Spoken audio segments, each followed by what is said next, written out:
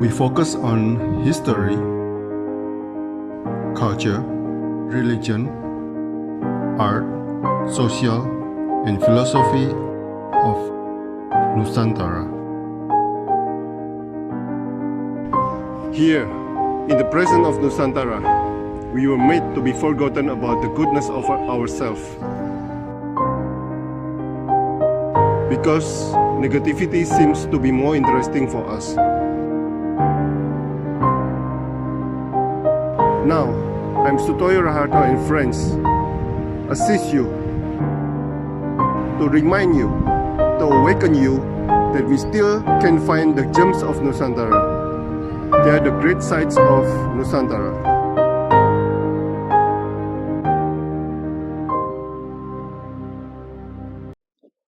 Dari mana, Mas? Saya aslinya dari Indramayu, Pak. Oh, Akang. Udah berapa lama di sana? Sekarang sudah 1 tahun lebih lah, lebih 3 bulan. Oke. Memang jadi pelaut di sana? Iya, betul sekali, Pak. Oh, apa? Kerjaannya apa? Jadi di sini Jepang di kapal perikanan ya, di kapal budidaya kerang.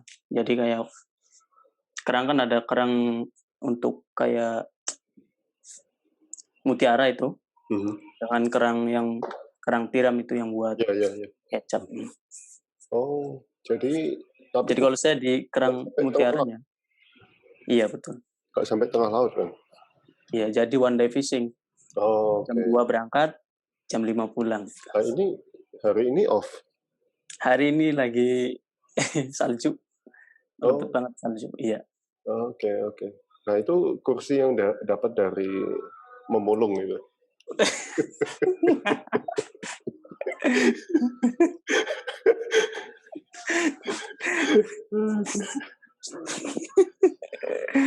Orang Indonesia banyak, Mas, di sana?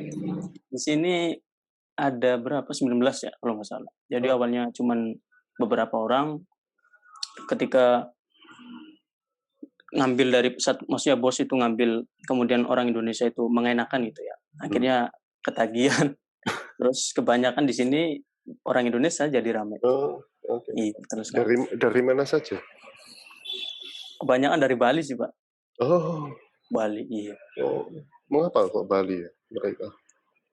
Karena pas waktu saya sebelum berangkat itu Pak ya, kan sekolah bahasa dulu ya. Nah, kebetulan ada pengalihan kayak penampungan di Jepangnya gitu. Tapi orang Bali banyak pendidikannya kapal sih soalnya. Iya, ya macam-macam sih, ada yang bagian kapal, ada yang bagian darat. Tapi sekarang ini untuk jatah yang di daerah saya di Hokkaido ini, yang bagian kerang itu ngambilnya kebanyakan dari orang Bali. Iya, sebelumnya di sini ngambil kebanyakan orang Cina. Cuman orang Cina itu mahal sih ya. Jadi dialihfungsikan kebanyakan orang Indonesia. Oke. Selisihnya kan lumayan itu. Jadi ya mungkin orang Jepang nggak mau rugi kali ya. Dulu tahun 80-an orang Cina banyak sekali di sana. Soalnya mereka mau belajar dari Jepang. Sekarang ya Cina juga udah maju ya. Nah, kebetulan juga di sini kerang itu yang terbesar sebenarnya ada di Cina. Oh, oke. Iya. Yang terbesarnya itu ya di negara Cina. Oke, saya mulai ya, Mas ya. Oke, siap. Akang ini ya saya panggilnya. Apa aja bebas lah, Pak. Oke, selamat pagi, Mas. Selamat pagi, Kang Rian Effendi. Iya, selamat pagi juga. Kebetulan di sini siang, jadi selamat siang. Selamat siang. Pak. Iya. Pengtani di Jepang. Iya, betul sekali. Oke. Kang, Anda mengajak teman-teman untuk meraih cita-cita. Jangan putus asa, jangan patah semangat. Nah, Anda sebagai pelaut sekarang, pelaut di Jepang, pelaut yang bekerja untuk orang perusahaan Jepang. Apa yang Anda lakukan di Jepang sebenarnya? Selain ya, sebagai pelaut itu apa yang Anda kerjakan? Hmm. Ya, oke, baik. Jadi di sini nggak cuman kerja, jadi saya juga belajar mengenai budaya-budaya Jepang. Jadi dari mulai kita berdialog dengan orang Jepang itu, sikap kita bagaimana itu sangat menentukan sekali integritas kita kan. Artinya kita sebagai warga Indonesia ya yang bekerja di Jepang itu seininya membawa nama baik Indonesia. Jadi bekerja tidak cuman arogan bekerja tapi profesionalitas gitu. Jadi ketika kalau kita sudah dicap oleh warga Jepang itu pekerjaan kita baik, nah maka mindset orang Jepang itu maka akan selalu ngambil orang Indonesia karena dari bahasa juga mungkin Indonesia lebih unggul ya daripada negara Cina atau Vietnam. Dan itu nyata begitu. Jadi Ya, Kang, kegiatan Anda sebagai pelaut itu apa? Dari Senin sampai Minggu itu apa setiap hari melaut atau bagaimana? nah, saya di sini libur 1 minggu itu hanya 1 kali, itu setiap hari Minggu. Itu juga kadang kalau misalkan hari Minggu itu cuacanya baik, lanjut terus tanpa ada libur. Nah, dari mulai jam kerja masuk itu jam 2 pagi, kemudian sampai jam 5 sore. Biasanya itu kegiatannya mulai dari kita ngurus kerang itu, ngurus kerang dari mulai umur kecil-kecil ya, sekuku lah. Nah, terus dibudidayakan dari beberapa proses setiap bulan kegiatannya mulai dari ngambil kerang yang kecil-kecil lewat jaring itu, Pak. Kemudian dipindahkan ke wadah, kemudian dipindahkan lagi, kemudian dipindahkan lagi, dan banyak prosesnya sampai yang dari ukuran kecil sekuku ini bisa jadi setelapak tangan. Nah, itu Anda lakukan di laut, Mas. Iya, betul sekali. Jadi di sana kita nggak pakai keramba, tapi di laut lepas, ya masih pinggiran lah, tapi sudah ada penanda gitu kayak pelampung. Jadi dijeret kerangnya, tadi di bawahnya itu ada tali-tali yang ditempelin kerang. Nah, itu jam 2 subuh sampai jam 5 sore. Betul sekali. Wow, wow, wow. Dan 5 sore tidur sampai jam 1 subuh. Iya. Jadi dari jam 5 sore ini kita kan harus masak gitu kan, makan. Kemudian saya bagi yang beragama Muslim kan harus menunaikan ibadah sholat Isya, apalagi setiap waktunya kan jam 8 itu baru mulai sholat Isya. Itu pun kalau misalkan tidur kalau nggak ngayal dulu, susah tidurnya. Jadi kadang jam 9, jam 10 baru bisa tidur. Kemudian bangunnya otomatis kan harus jam 1 sebelum pemberangkatan. Jadi kurangnya tidur itu ya mungkin tidur itu cuman beberapa jam ya, 3 jam, 4 jam. Jadi kurang tidur lah. Nah, jam 2 itu langsung naik kapal ke mana? Ke laut. Nah, jam 2 kita berangkat dari pelabuhan atau minato ya bahasa Jepang. Kemudian berangkat ke laut, ya ngecek mulai misalkan sekarang. Kebetulan bulan sekarang ini musim panen. Jadi musim dingin ini musim panen. Jadi kita fokus ngambilin kerang-kerang yang gede-gede. Kemudian diangkat. Ya dari pengambilan itu proses ngambilnya aja 3 jam lah, memerlukan waktu 3 jam. Kemudian kalau sudah penuh, baru kita pindahkan, kita bawa ke pelabuhan. Kemudian kita sortir mulai dari kerang yang kecil, yang besar, kemudian kerang-kerang yang mati, kita sortir, kita pilah, kemudian baru kita masukkan ke kotak dan dijual. Itu gelap-gelap nih, Mas. Iya, betul gelap, tapi ya di kapal kan kapal lumayan gede, jadi pencahayaan cukup memadai, Pak. Oh, berarti nggak turun ke laut ya, tapi melakukannya di kapal berarti. Betul sekali ya. Oh, saya pikir.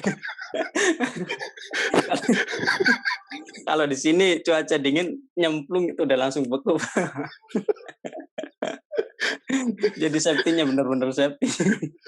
saya pikir Saya pikir seperti di Lombok itu bisa jalan di pinggir laut gitu sambil ngambilin karang. Oke, oke, oke. Nah, itu jam makan pagi jam berapa, Mas? Nah, untuk jam makan pagi, biasanya selesai itu dari jam 2 selesai pokoknya kerang sudah dijual lah. Kemudian dari tali-talinya itu sudah dicuci, kemudian baru kita melaksanakan ya breakfast lah, sarapan pagi sekitar jam 6 sampai jam 7. Jadi istirahat kita cuma setengah jam, kemudian kita lanjut lagi kerja yang beresin tali itu. Nah, Sam- makan siangnya? Makan siang jam 12 biasa, karena saya juga kan harus melaksanakan ibadah sholat zuhur. Jadi, Mereka menghormati waktu-waktu sholat. nah kebetulan dulu itu di sini kebanyakan orang Cina ya, orang Cina, orang Vietnam. Jadi belum sama sekali mengenal apa itu Islam gitu. Jadi ketika saya baru nyampe di sini, kemudian ada kerjaan lemburan yang berat, ya, menurut saya awal-awal baru datang ke sini, Pak.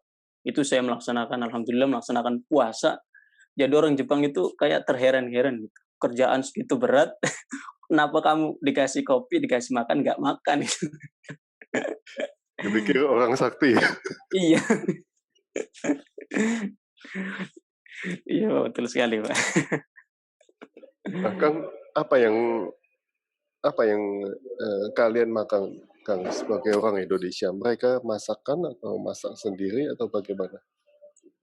Jadi kalau untuk sekarang bulan ini kan hanya panen ya, belum musim tanam kerang yang kecil-kecil. Jadi masak sendiri, kita diberikan kesempatan pulang ke apartemen buat makan, setelah itu pulang lagi, kemudian lanjut lagi kerja, kemudian jam 12 itu kita istirahat siang, makan, ya tetap kita makan sendiri untuk sekarang. Tapi biasanya itu dikasih bento ya, ya namanya masakan Indonesia lah, Indonesia, masakan Jepang. Selezat-lezatnya masakan Jepang, masih enak masakan emak di rumah. Cuma dikasih sushi kecil-kecil gitu, Mbak. Iya betul sekali, masuk sih aja. Terus dikasih sop itu nggak tahu sop apa ya, nggak tahu nggak rasanya kayak aneh, Nggak bisa masak terus dibawa ke laut, nggak bisa. nggak bisa. Oh, Jadi diberi kesempatan ya, biasanya dikasih bento, terus biasanya juga kalau misalkan nggak sempat ngasih bento, suruh makan sendiri di apartemen. nggak pernah disuruh bawa pulang kerangnya, Mbak. Kalau kerang itu bebas kita mau makan, mau bawa sebanyak mungkin boleh, tapi saya pribadi bosen sih, Pak.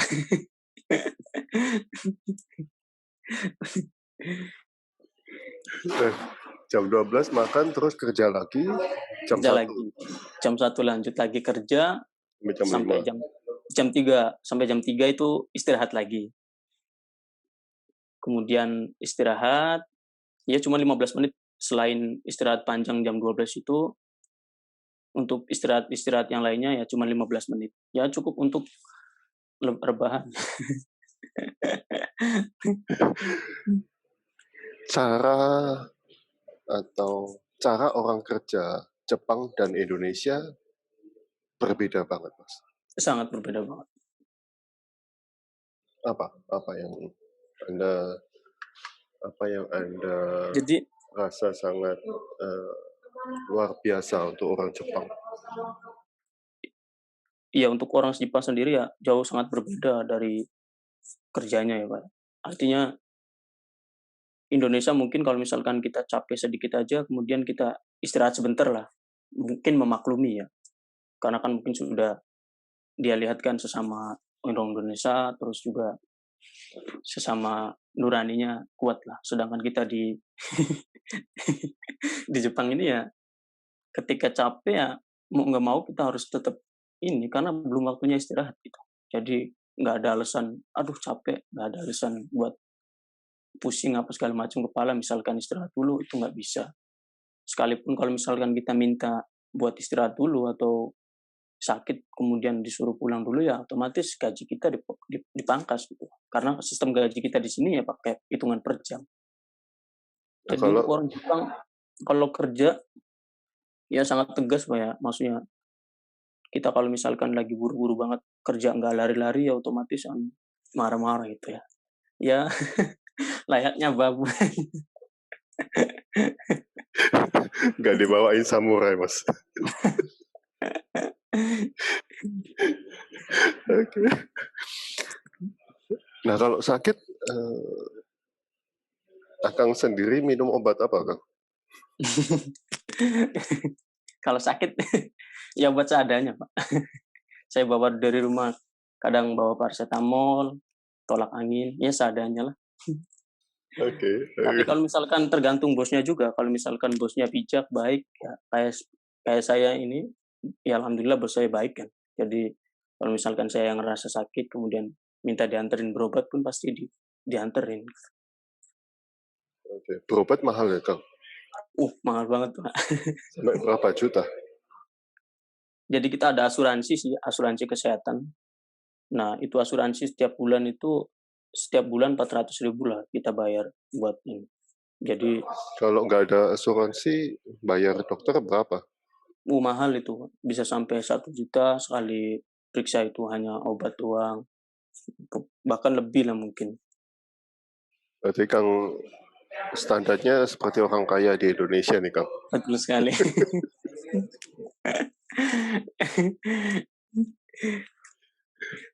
Apa yang Anda ingat tentang Indonesia sewaktu melaut, Kang? Silakan. Ya tentunya suasananya Pak ya. Jadi kalau ketika kita di laut, suasana kita di Jepang ini sangat berbeda. Artinya mulai kerja aja mungkin untuk bercanda atau untuk ngobrol pun susah gitu. Sedangkan suasana di Indonesia mungkin, ya saya pernah waktu SMK dulu itu saya kerja di kapal juga.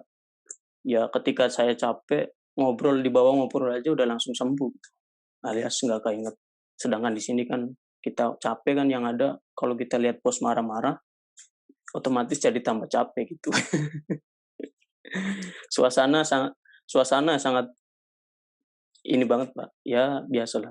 Kalau kita kepikiran juga di rumah kan, pikiran orang tua, mungkin kemudian teman-teman, ya kurang enaknya di sini kan karena suasananya sih nggak tercipta yang enak gitu. Nah, untuk Akang sendiri, apakah ada perubahan cara hidup, Kang? Di Indonesia sama Jepang ya? Sangat luar biasa sekali, berubah drastis. Mulai dari sikap kemandirian ya mungkin Pak. Ya sebenarnya saya juga mandiri itu sejak kecil kan, karena saya hidup tidak dengan orang tua. Orang tua saya kan sama juga TKW lah, kasaran buruh Arab. Jadi untuk kedisiplinan mungkin di sini jauh lebih sangat disiplin kan, untuk merubah hidup. Karena di sini kan dari hal yang terkecil aja kita melaksanakan, apalagi hal yang terbesar, kemudian juga rasa tanggung jawab. Jadi ketika pekerjaan ini, walaupun kita nggak melihat kemudian ada suatu kesalahan, kita tetap diomelin. Artinya itu sebuah tanggung jawab bersama. Gimana caranya saya mikir itu supaya itu nggak terjadi sebuah kesalahan. Kemudian dari pola hidup, ya tentunya sangat disiplin banget di sini, Pak. Dari menjaga kesehatan, segala macam.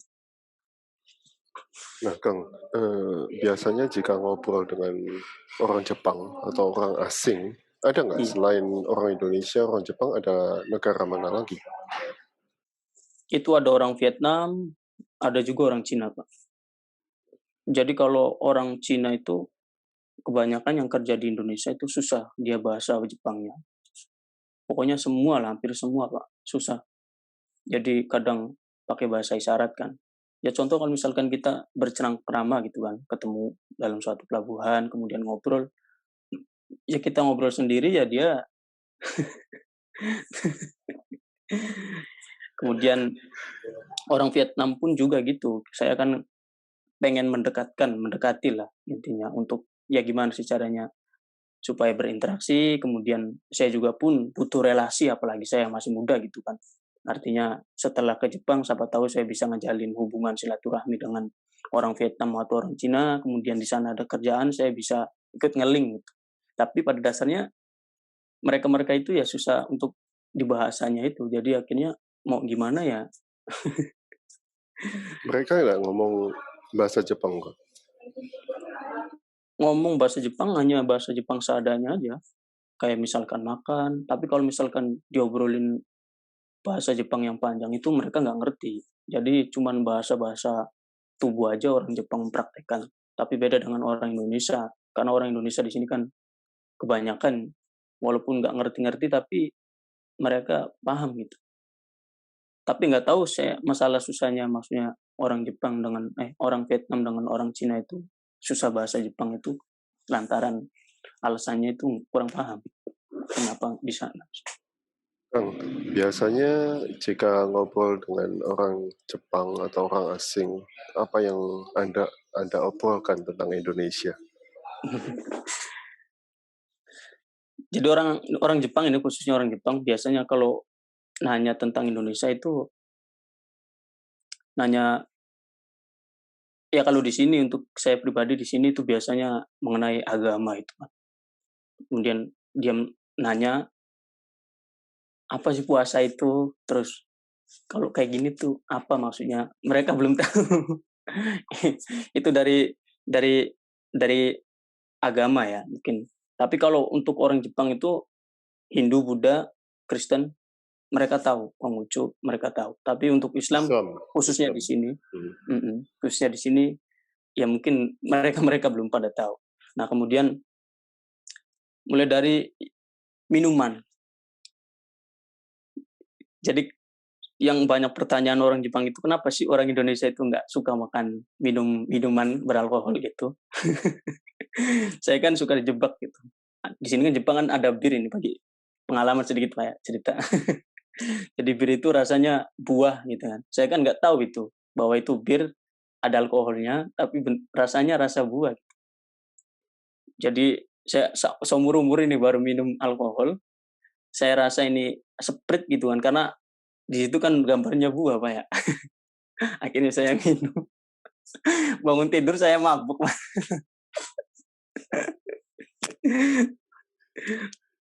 Akhirnya teman saya cerita ke orang Jepang itu ya ketawa-ketawa mereka. Terus juga kenapa sih di Indonesia itu nggak boleh minum bir kan? Nah, kemudian dijelaskan bahwa peraturan di Indonesia itu ya karena banyak kan menganut agama Muslim, jadi tidak boleh minum bir. Ya kemudian orang Jepang kan setahu orang Jepang itu kalau dia tanya pasti kalau ke kita yang bagi pemagang-pemagang ini, pekerja-pekerja ini pasti hal-hal yang negatifnya. Contohnya misalkan cewek gitu. Di sana mahal nggak harga cewek gitu. Ya. Tentunya begitu. Kang Rian belum punya cewek Jepang? Belum punya Ya, pacar? Kang? belum sama sekali saya Pak. Di sini untuk ngobrol dengan ya seumuran atau ini saya masih grogi Pak. Maksudnya belum beradaptasi untuk selama 1 tahun ini gitu. Jadi mungkin rasa kurang percaya diri saya kurang. Sebetulnya untuk mendalami ilmu Jepang kemudian untuk mempelajari Jepang itu sangat mudah sekali jika kita mau dekat dengan orang Jepang, terutama misalkan untuk motivasi belajar, kita deketin cewek atau kita deketin siapa gitu, cari teman. Tapi untuk di sini karena saya kerja di kapal, Pak, jadi untuk olah gerak keluar-keluar itu susah karena terbekali oleh kesibukan-kesibukan kerjaan. Ya, soalnya cuma malam saja ya bisanya ya. Iya, betul sekali. Nah ini minus berapa Mas? Sekarang minus tadi pagi itu -2, mungkin sekarang -7 mungkin. Nah kalau salju gini nggak ke laut? Kalau saljunya lebat dicampur angin, itu biasanya nggak melaut kita, Pak. Karena itu bahaya juga untuk kapal kan. Tapi Jadi yang ngapain aja? yang memberanikan diri ke laut ya ada. Jadi beberapa perusahaan mungkin beda-beda gitu. Ada yang mungkin mentalnya kuat, tapi nggak memedulikan pemagangnya itu, ABK-ABK-nya ini terjang aja. Ya padahal di belakang itu pada mabuk. Kena ombak kan pada mabuk. Oke. Nah Kalau kalau kalau salju gini, berangin gini, apa yang dilakukan ABK-ABK ini? Biasanya selain di kapal itu ada gudang ya. Jadi ada penyimpanan untuk kayak jaring atau tambang, tali-talian gitu. Jadi ya mungkin untuk kerjaan selain di laut itu ya kita di gudang. Kita membereskan tali, membereskan alat tangkap yang lainnya, atau cari-cari kesibukan yang lain gitu. Karena orang Jepang di sini juga kadang nggak mau rugi kita ketika nggak ada kerjaan gitu. Jadi benar-benar memanfaatkan waktu itu karena berdasarkan gaji kita itu ya berdasarkan waktu. Kang Rian nggak ngevlog ini hari ini. Kehabisan Bang. Jadi saya kalau bikin konten YouTube itu yang saya pikirkan gimana caranya bikin ketawa gitu. Kalau sekedar ngevlog-ngevlog ya mungkin banyak video-video Pak. Renang di laut atau gimana? Bisa beku kita Pak, mati kedinginan. Kang, di sebuah foto dapur, tentu saja dapur Indonesia di pedesaan, Mhm. Anda bertanya tentang makna sebuah ketenangan dari gambar tersebut. Apa yang Anda sedang kangen? Apakah Anda sedang kangen desa di Indonesia, Kang? Silakan. Sangat kangen sekali Pak. Jadi ketika sedang kerjaan lagi luang gini, kayak hari ini kan kita banyak diem di apartemen. Kita nggak ada interaksi karena sebab di sini kan sibuk kerjaan, teman-teman, kemudian ngumpul juga jarang. Jadi kadang kalau sudah termendung itu ya yang dibayangkan itu rumah, apalagi kan rumah saya kan masih konsep-konsep dap. Jadi kadang suka ya batin lah Pak, maksudnya ketika diem diri gini kan, nggak ada kegiatan, nggak ada lawan interaksi, mainan HP, yang terpikir itu ya hanya rumah, rumah, keluarga, apalagi kan saya pribadi kalau sudah melihat situasi yang serba kuno itu otomatis kayak ketenangan jiwa itu ada. Ini dikontrak sampai berapa lama, Bang? Saya magang bekerja selama 3 tahun kontrak. Itu pun bisa nambah 2 tahun kalau kalau misalkan bos masih minat dan kita pun mau gitu. Tapi Tapi ya selama ini kerasan nggak di Jepang? kerasan nggak kerasan sih Pak. Yang buat kerasan kan saya lebih beruntung gitu. Artinya teman-teman saya di Indonesia banyak yang nganggur, kemudian masih banyak yang serba kekurangan. Saya sangat beruntung sekali bisa kerja di sini walaupun jauh dari artian kerja yang layak dan enak gitu. Tapi saya bersyukur karena saya bisa memberikan kebahagiaan untuk orang tua, untuk diri saya pribadi khususnya, kemudian untuk tabungan saya, untuk bekal untuk selanjutnya. Saya beruntung sekali, Pak. Walaupun kadang ada enaknya, kadang ada bosennya gitu. Eh, siapa yang Anda kangenin di desa, Kang?